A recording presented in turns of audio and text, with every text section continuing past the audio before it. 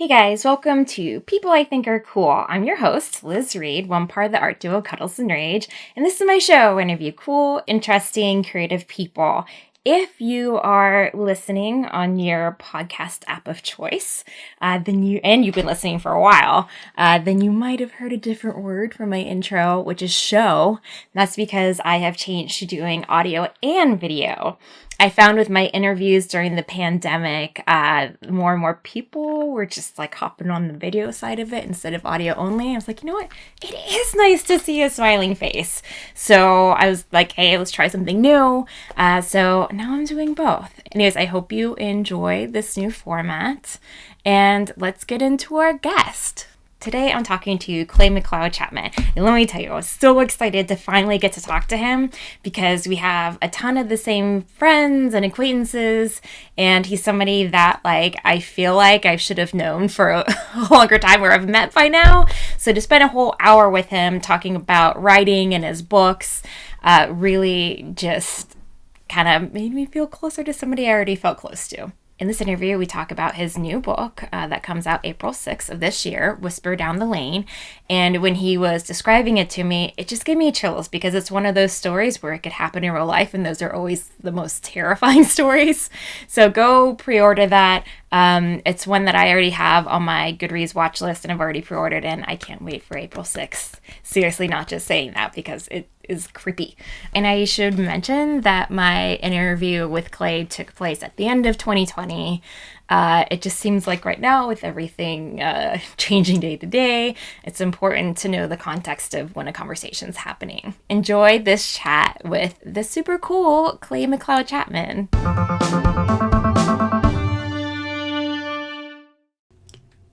Okay, so we talked before the recording about how we know the same people and we've circled around each other and we were supposed to meet at AwesomeCon this year. So, I know. Rest in peace, all the cons. So I'm glad that we're finally getting to talk to each other. The one thing that I didn't know about you that I would just love it if you briefly went through is how did you get into writing? I know everybody's I've been writing since I was 4. Cool. How did you get into writing professionally? Professionally? I feel like there's the 4-year-old version where I was failing 6th grade English. Oh. I was one of those students. I was a bad student.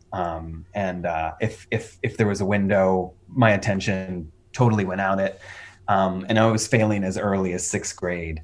And my teacher pulled me aside one day and she's kind of said hey, Clay, I like you and everything, but I don't want you in my class next year.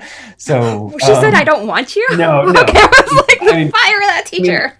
I was one of those, I think it was kind of one of those proto skater guys, Oh. I know it's really hard to imagine, but the floppy hair and the baggy jeans. Yeah.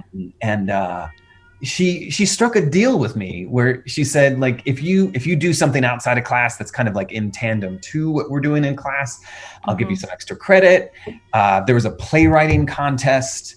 I had never written a play, never thought about writing a play, never wanted to write a play. But I just wanted to pass 6th grade English.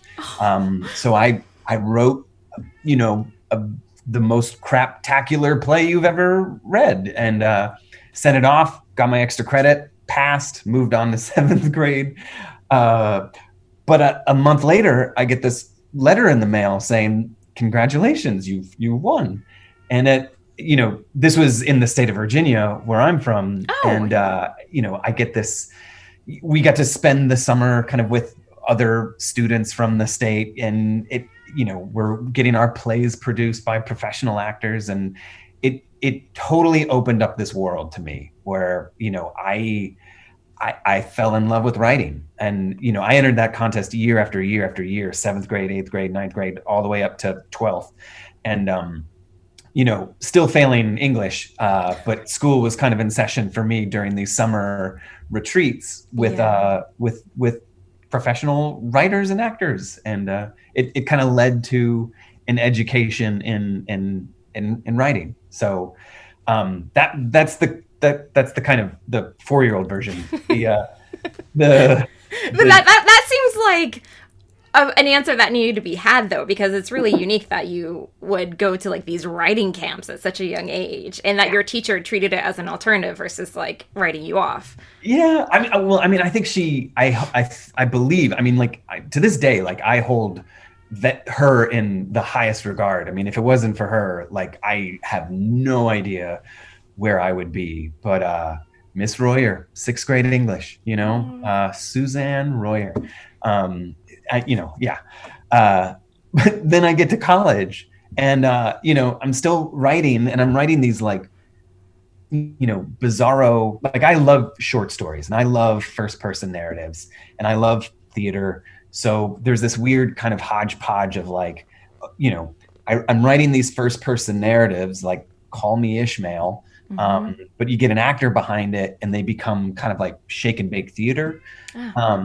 So like all through college, all I was doing with myself was writing these like really bizarro, kind of dark, creepy monologue diatribes of like Poe-esque characters just kind of going off on their own tangents, much like I am. And I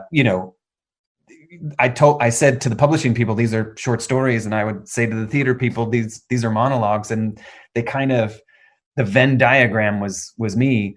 And I lucked out. Like my first book was a collection of these short stories. And it got, I was going to graduate college and I had no friggin' clue what I was going to do with myself. And so I like hunkered down in the Barnes and Noble with that writer's market, because 200 years ago, I was still, we still like looked at those telephone books, and I just flipped through and found 30 different agents who I thought might be interested in what I had to offer. And I sent off a story with a letter saying, please, please, please, save me.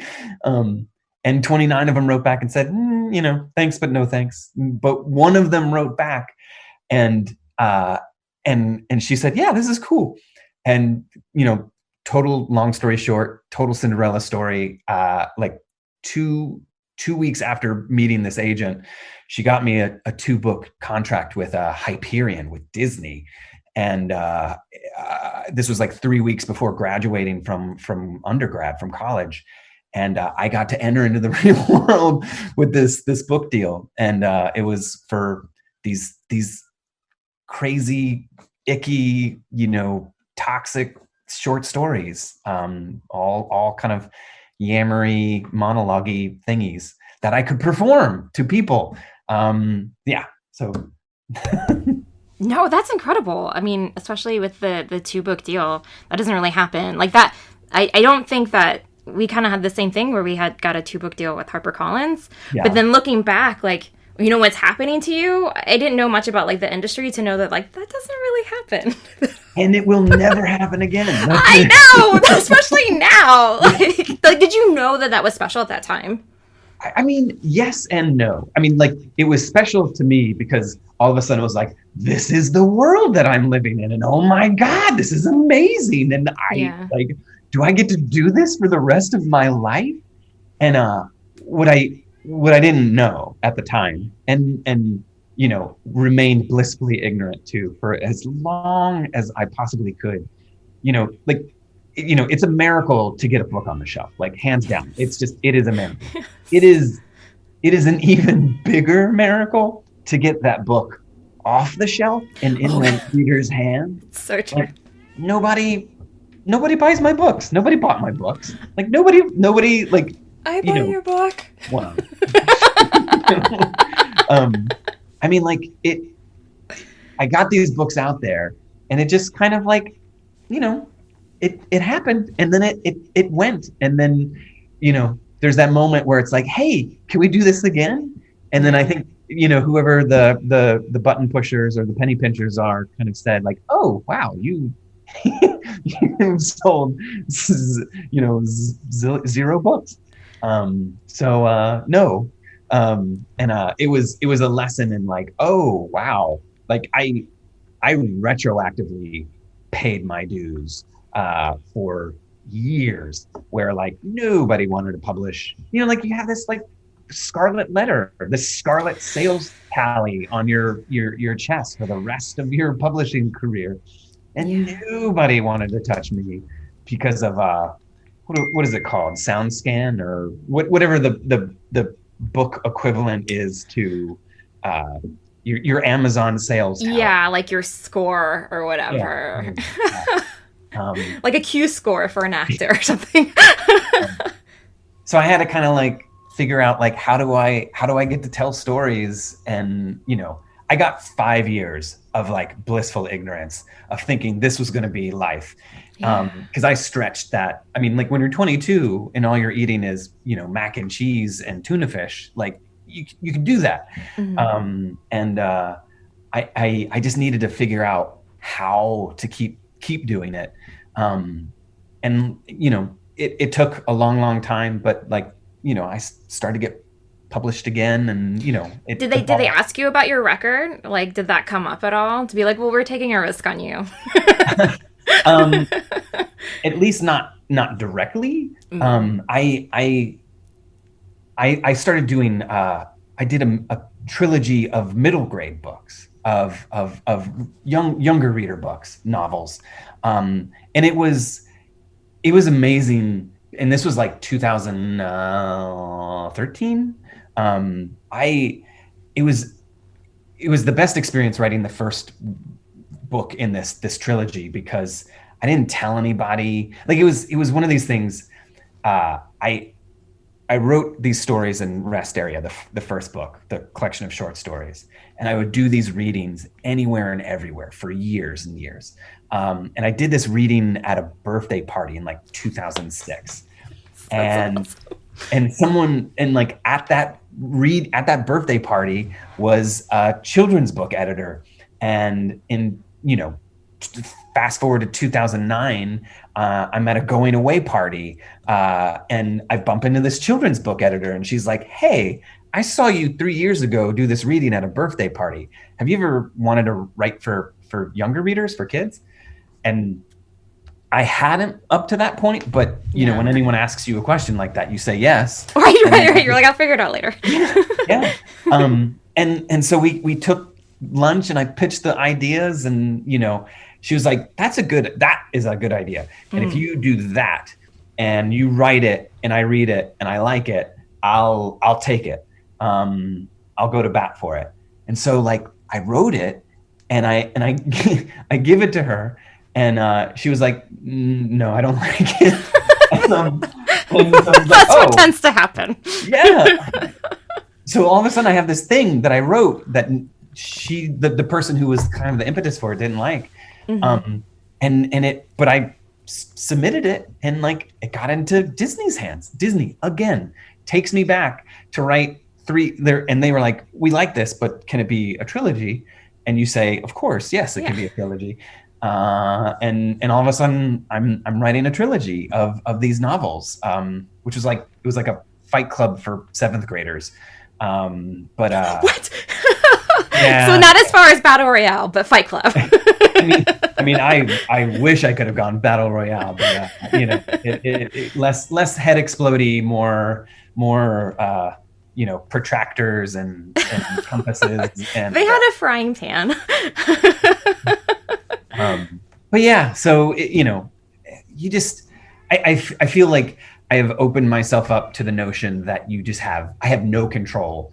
I want to tell stories. Yeah. I have a lot of stories that I feel like I really, really want to tell. And every so often there's like that weird intersection where you meet somebody who wants you to tell those stories, and they let you.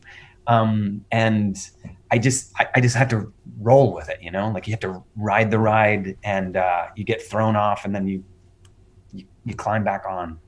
Right. And then you die, and then someone will say they wrote this much stuff.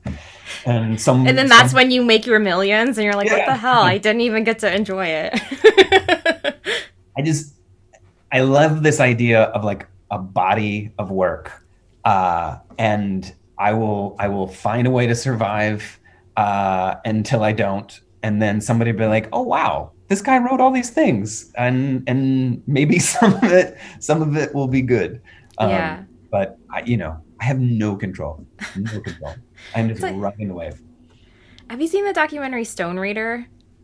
No. Okay, yeah. I mean, it's a little slow, but it's basically like about this guy that wrote a book that like one guy, the documentarian, loved and like goes on this journey to try and find him. Is it the same documentary filmmaker who did Hoop Dreams? Or am I making that up? I think so. I feel like that came together. I know that the same guy did Stevie.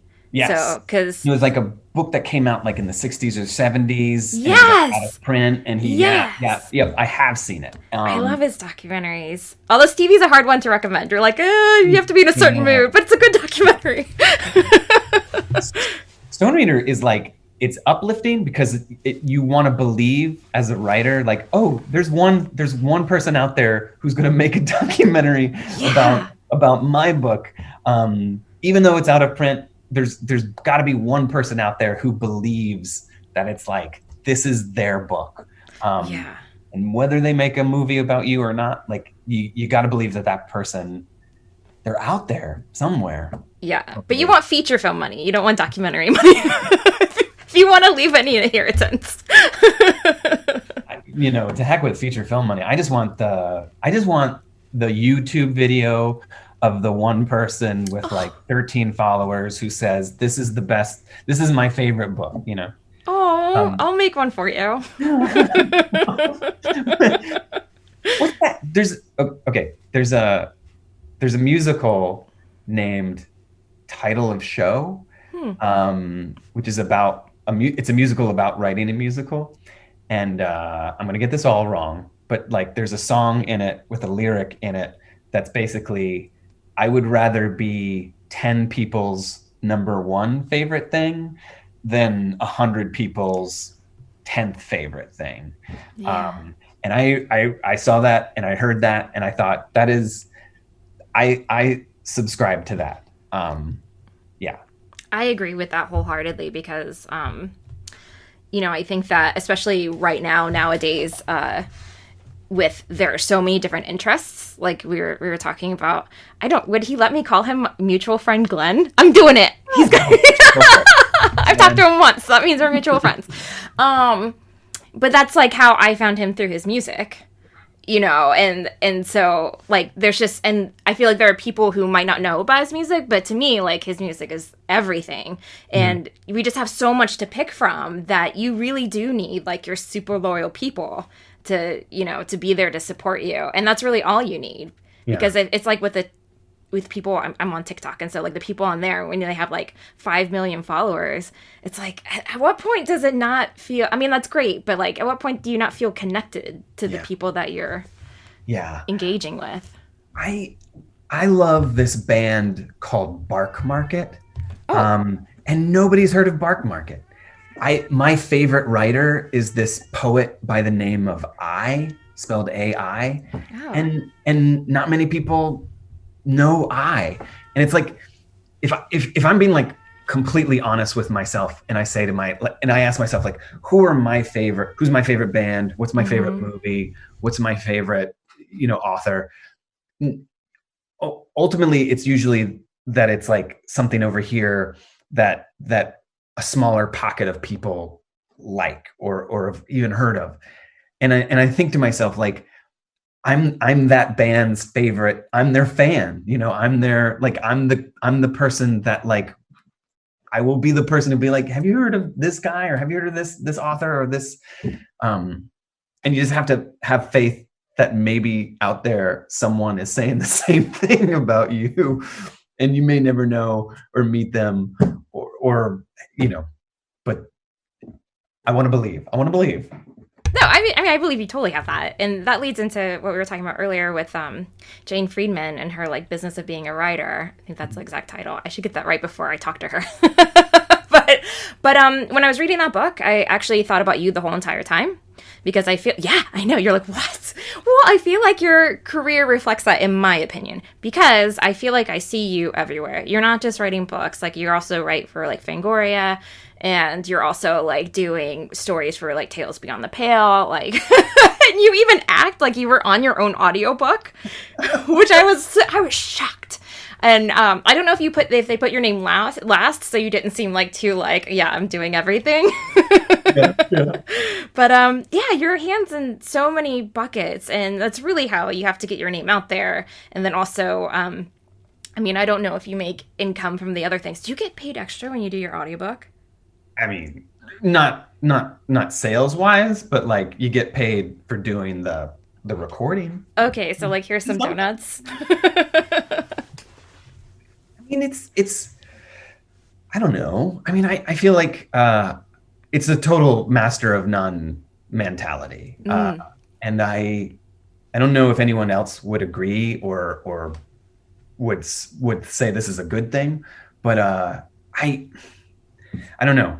I feel as if, there is a certain kind of sense of like,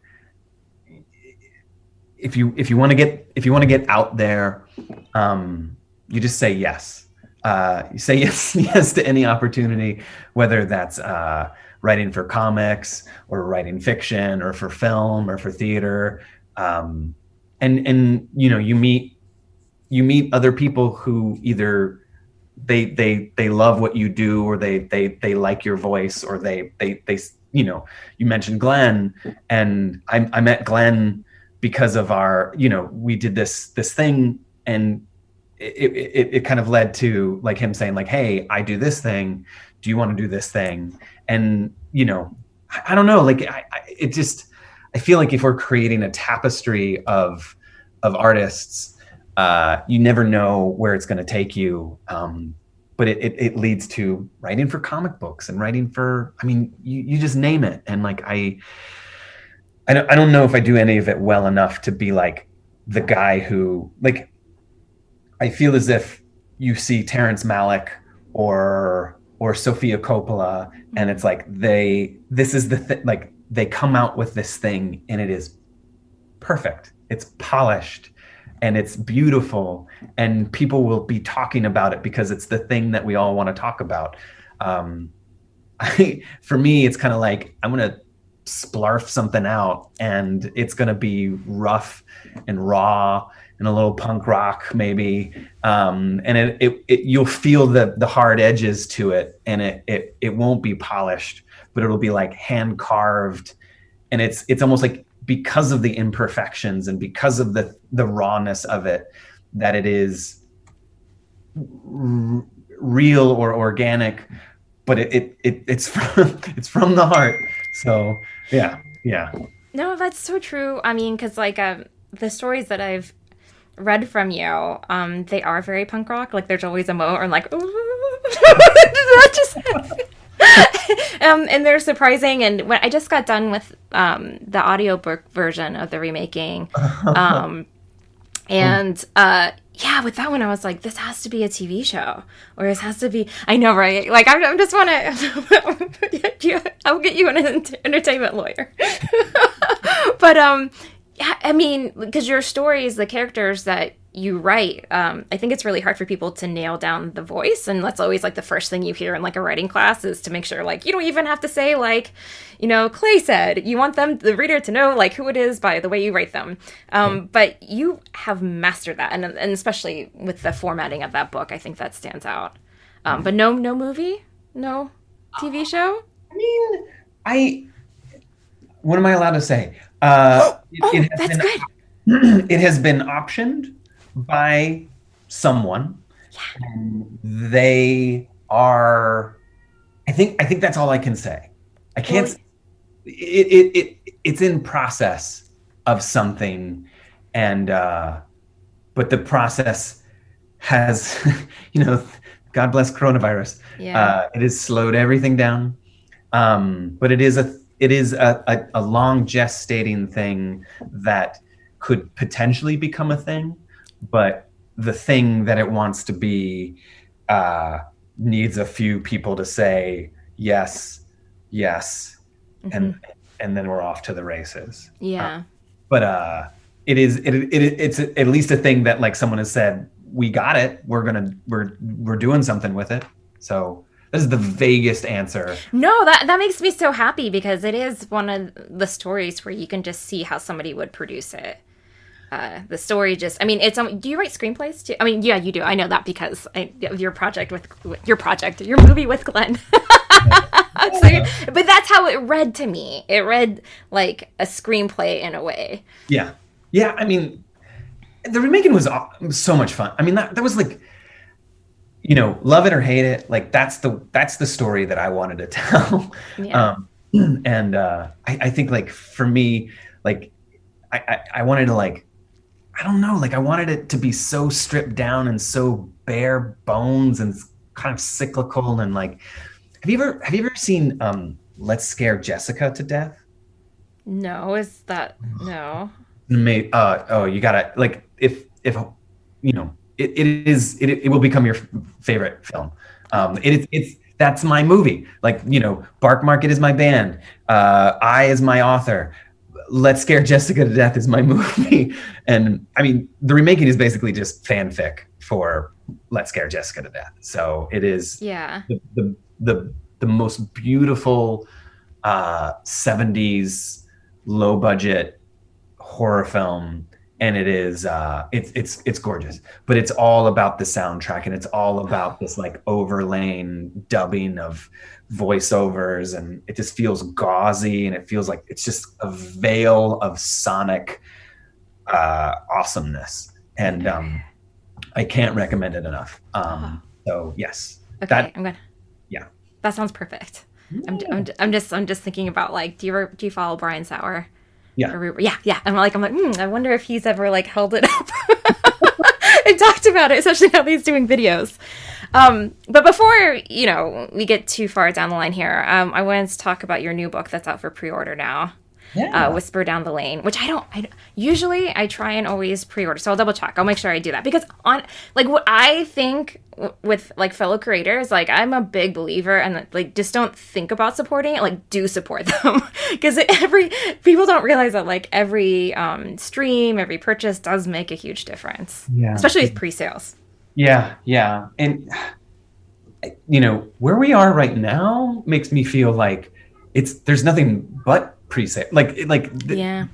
I no one said this to me, or this is never a conversation I've had, but like I feel as if the whatever word of mouth, like this is all we have now. I feel like I am living in the Matrix, and I just need a bookseller to be like, I need my Neo, or my why am I blanking on Lawrence Fishburne's character? I need the person to kind of bring in that kind of like, we're in the Matrix and all of the racks of guns come out.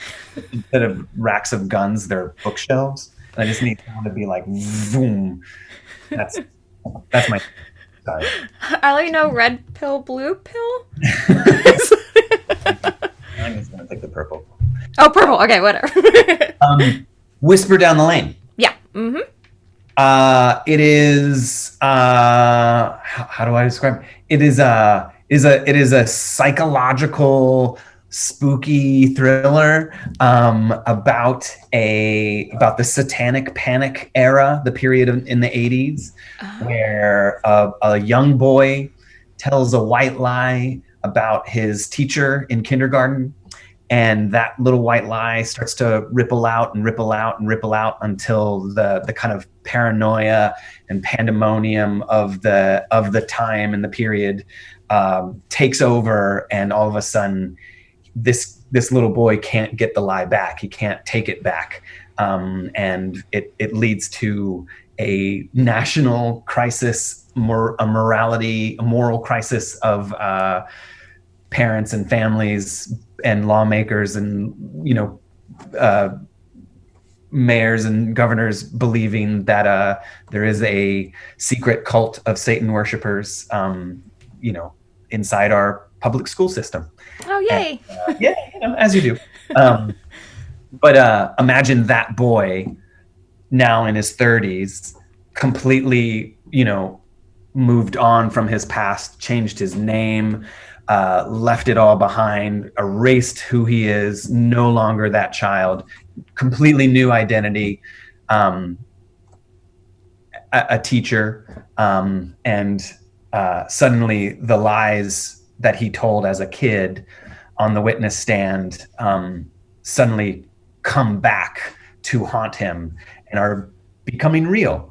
So, the things he said as a kid that were completely fabricated are now things that are happening around him, and nobody knows what it is, but he does.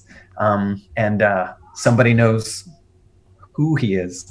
And the past is coming back to haunt him. Oh, as it does.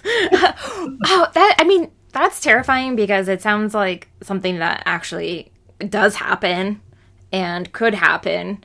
And I think that just strikes a nerve because, and then thinking about your title, I mean, it is perfect for it because, Whisper Down the Lane, like I think because like the last one was kind of like ghost story-ish, I was like, oh, maybe it's like that. But then to know, it almost feels deeper because it's like something so simple and as innocent as like a white lie, especially when you're a child. Yeah. So then to grow into this like story that is a whisper down the lane. I mean, we all know we had somebody in our neighborhood where they were just kind of weird. Like where I grew up in Kingwood, we had Birdman, where he ran with his arms out, and like nobody knows like why he did that. And it's not a terrible white lie, but we just know what somebody else told us, and we've carried that on with us forever. He might have had a good reason to do that, but but that's the thing. It's like your local folklore. It's your it's the urban legends of your block, and I don't know, like they have a certain permanence. I mean, you can tell that story today, right now, and it now I have it. Spread it around. but they're transmutable.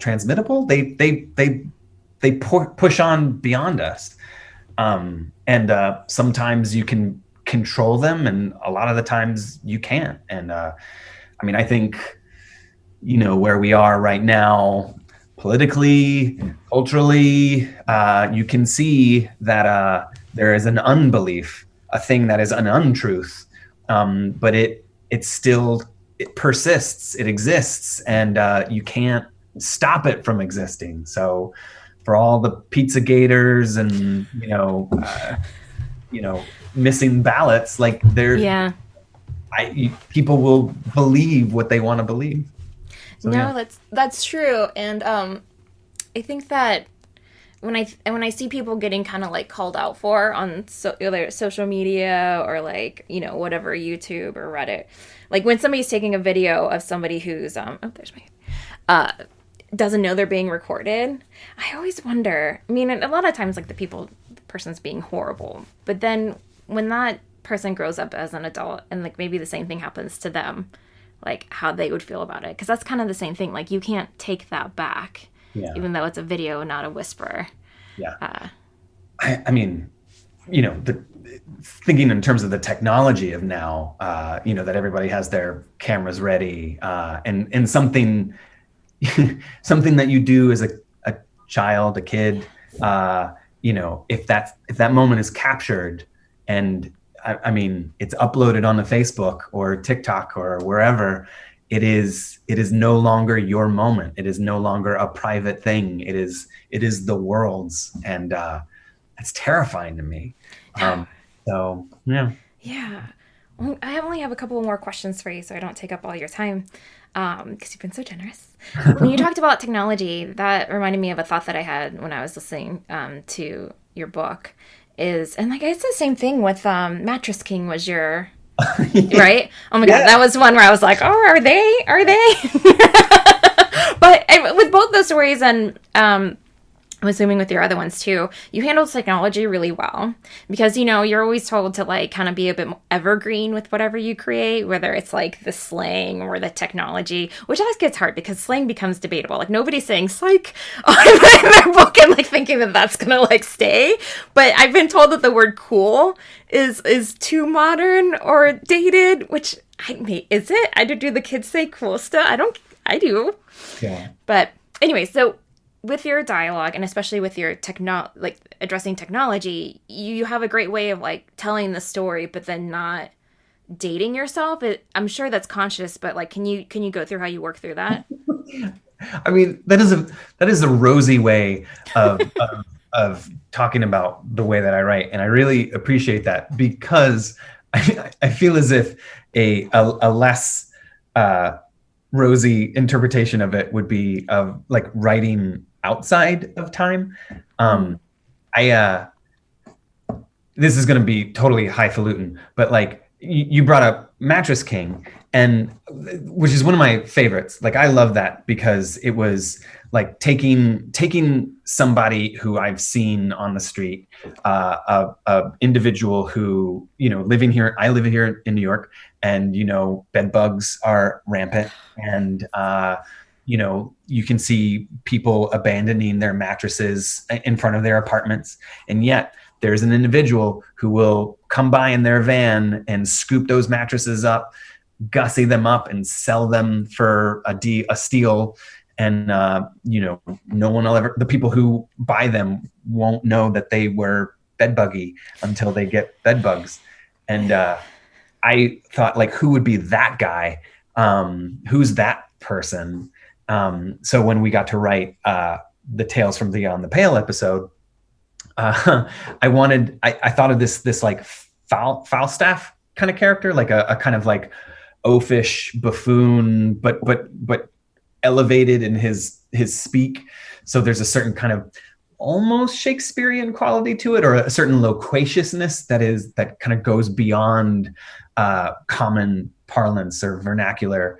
So I just wanted to take a person who is here, but like elevate their speaking, their language, so that it almost feels kind of transcendent.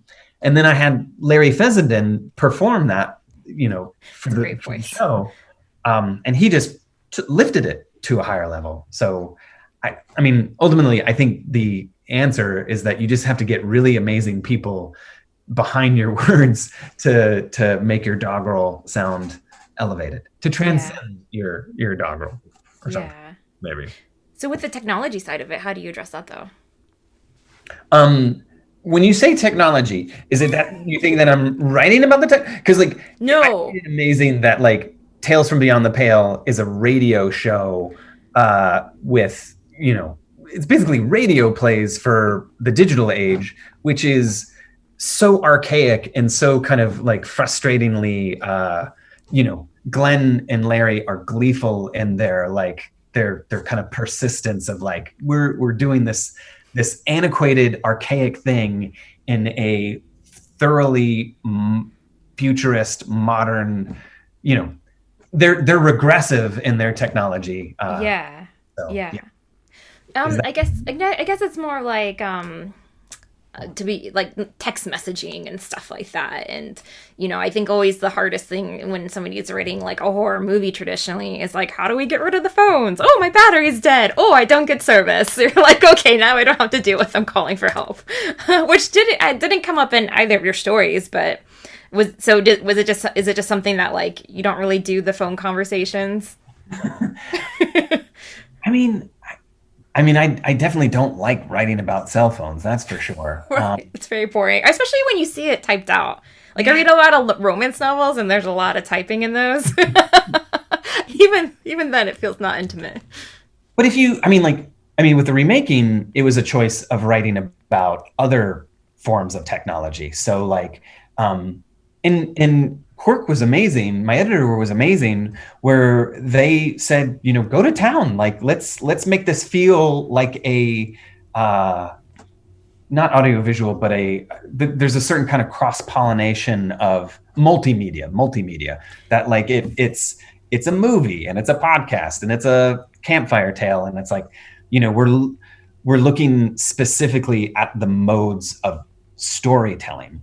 Like that's the thing. Like it had to be, you know, take the oral tradition and pinpoint it and map it out every 20 years of like, this is the campfire tale of the 50s. And now what is that version of storytelling in the 70s? Mm-hmm. Oh, let's do a 70s grindhouse drive-in schlocky horror film. And like, okay, what is the you know, fast forward 20, 25 years later? Like what's the sleek, polished, Scream style, you know, Wes Craven version of that? And, you know, go, you know, just keep going and going and going. And like, you know, I mean, if the remaking sold well and did well, like maybe there would be a sequel that would be like 20 more years later, 20 more, like, just like it just keeps Yeah. going. Yeah. Which is why, movie, TV series, whatever could potentially be the future for the remaking. It just has to keep going. That's the thing. Like, I think like it starts off here, but like it has to keep evolving and like almost like becoming something new and different. And, it just has to shed its skin. Hopefully. So No, that makes sense. And then when you were talking about the podcast part, like, I hope that's not like spoilery, but I did not see that coming. oh yeah. No, I didn't. Like, and it was amazing, because it is like the stuff that we binge nowadays. Like, like Unsolved Mysteries are back. Like, I prefer the originals, but it's the same thing as like feeding off somebody else's pain. Yeah. In a sad way. Yeah, I mean, I don't know. There's, whether it's there for the kind of like surface read or not. Like, I feel like the remaking is about ownership of stories and who has the right to tell these stories. And nobody should tell that story. I shouldn't have told that story. Like, I don't feel like I'm. My hands are not clean within this process, and I feel like the reader of this book should feel like there is a certain profanity of the fact that I'm the one who has written this book, and that like I should be like, if there is a sequel, I'm the one who's going to die. Oh my god, it's meta. I just realized that. Okay, I feel like so slowly, but yeah. Oh my gosh, stay away. I don't want the curse. I mean, this is where we're at right now, where it's like, who has the right to tell these stories? And I feel like a lot of times, like, particularly with Hollywood, particularly with, I don't know, like nobody, like these are, I don't know. Yeah. So yes, no, like this is not, it's not my story. And, in any just world, the truth, the urban legend that this story, that the novel is based upon, I would meet my end. Yeah. So. Yeah. I mean, sorry, it's going to extend it a little longer, but I'm making sure you're good on time. Are you? Yeah. Okay, good. Oh, we're getting close to 5. Okay, I'll wrap it up. Just side note, when you're talking about stories to tell, I've said this to like a few people close to me, like when it gets brought up to do like true crime stuff, but these people that basically my grandma's preacher and his wife, they were murdered by a serial killer that's like one of the famous serial killers that you always see come on the shows and stuff, and that's where I feel like it's not their story to tell. And it gets really disturbing because those shows are always about the killer and never about the victims. Yeah. And like when I go to the FBI museum, I see their faces on display as like, here are all the people he killed. Like, what the hell? These are real people. So yeah, that's where it hits home, because although I too have watched those kind of shows, and I know that somebody else feels that way about the person I'm watching. Yeah. It just doesn't feel real until you experience it.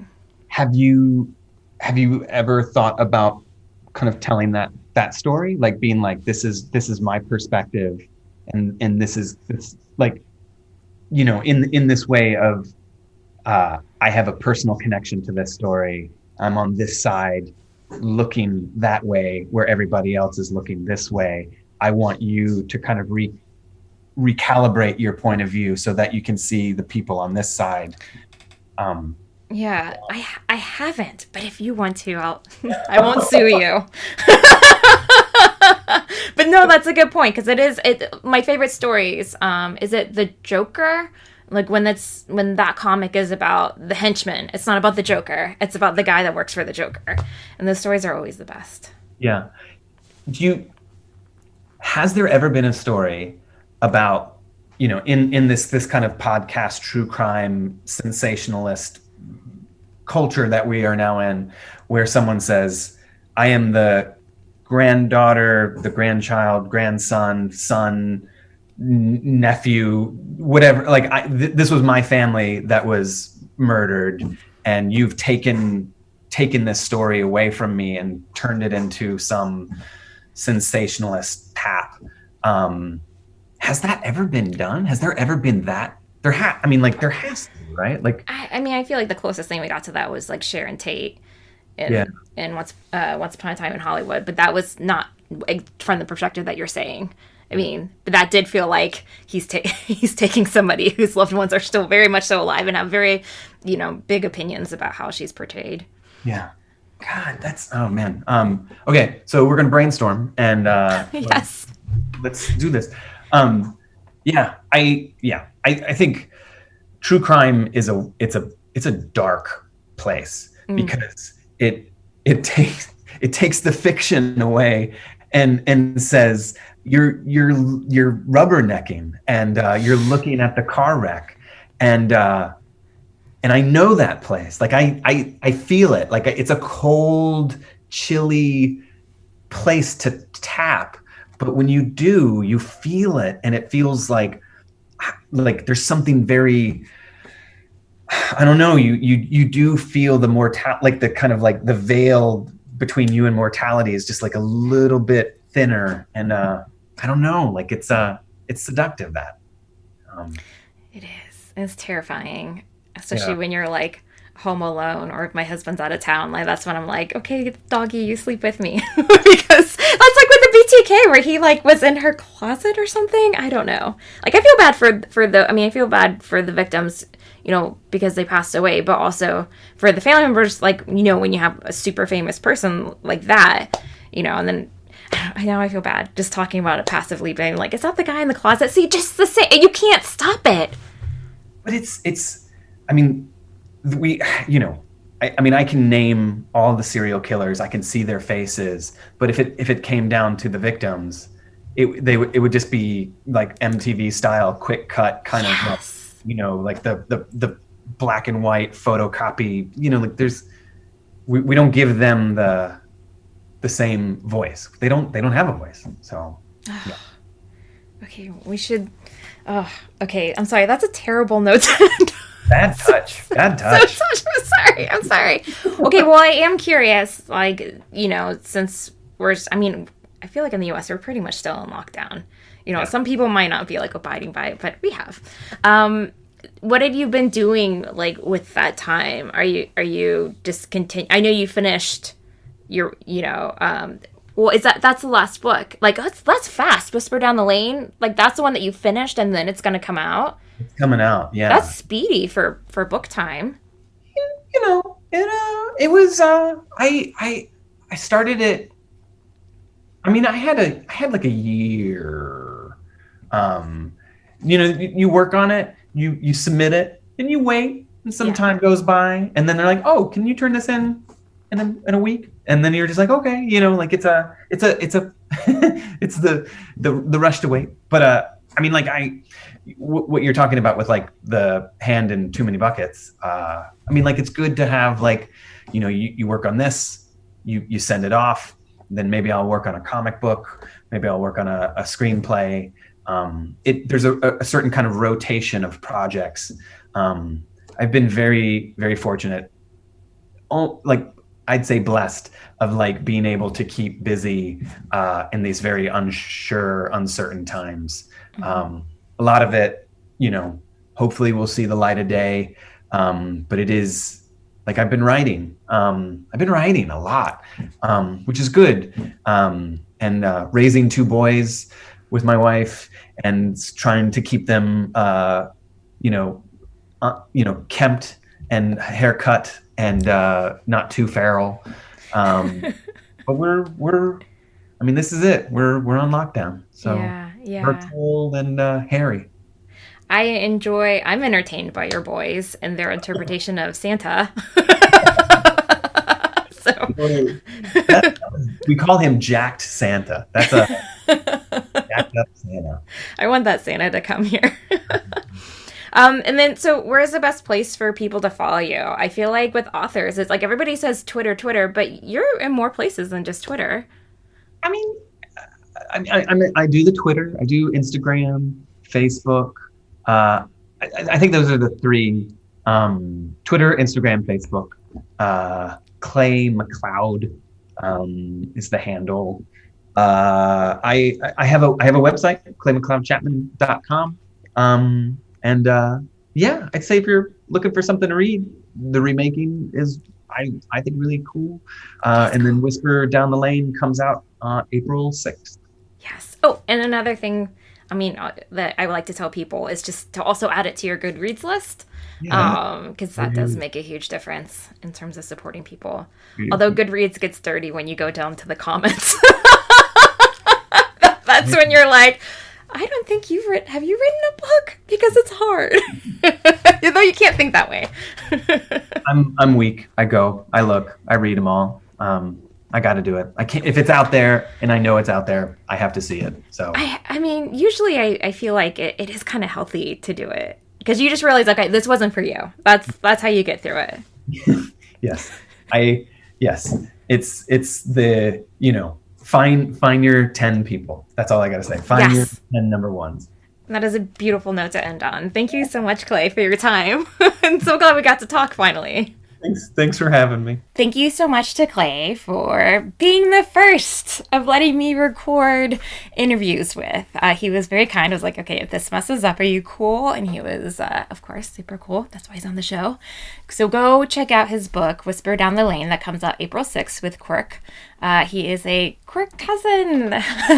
you know I love everything that Quirk puts out, not only because they put out Bites of Terror, but because they really put out fun, weird books that are different than anybody else's. Okay, so at the end of every show, I want to recommend a movie that Jimmy and I have checked out, because every night we sit down and watch a movie. And so this week, also, it'll make ending the show less awkward. I'm sure there's a cooler way to do that. There are plenty of people who have mastered ending a show, but this is how I want to end it now. Psh, psh, psh. Well, I'm sure I'll probably end it with a cat at some point. So this week, I want to recommend to you The Cruise. It is a documentary that I believe we watched on Mubi.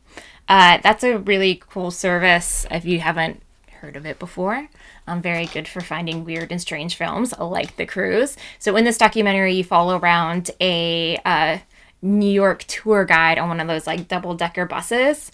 And let me tell you, if he was still doing that today, I would absolutely get on his bus because the thoughts that come out of his head are beyond me and so entertaining. And it's one of those documentaries, when it gets really quiet, you're like, okay, I can kind of zone out here for a second. But then he'll say something and be like, what? That's basically what I said the whole time. So go check out The Cruise. Right away, Jimmy was like, I'm getting this DVD, no Blu-ray. But still available if you want to find it. On that note, I just started a different Instagram feed from Cuddles and Rage, where you can kind of check out what I'm reading and watching and listening to. It's called Liz Loves Physical Media, with underscores in between. Just look at the show notes. So on Liz Loves Physical Media, I share the weird and obscure. So if you like words like Vinegar Syndrome, Criterion, Arrow, Waxwork, or Death Waltz, then that will definitely interest you, just considering if you have similar tastes. I started that separate Instagram because I felt like maybe the Cuddles in Your Age crowd wouldn't be into something like Frankenhooker. But if they are, then they have a place to be. So go check that out if you're interested in more media recommendations. I feel like it falls into line with the type of people that I interview on here and just interests that inspire me through art in general. Have a wonderful week, and I can't wait to share more of our guests with you and do the video thing. I've become really into my shirts. I was very proud of the Suspiria Goblin concert shirt horror theme going on. All right. I will see you soon. Bye.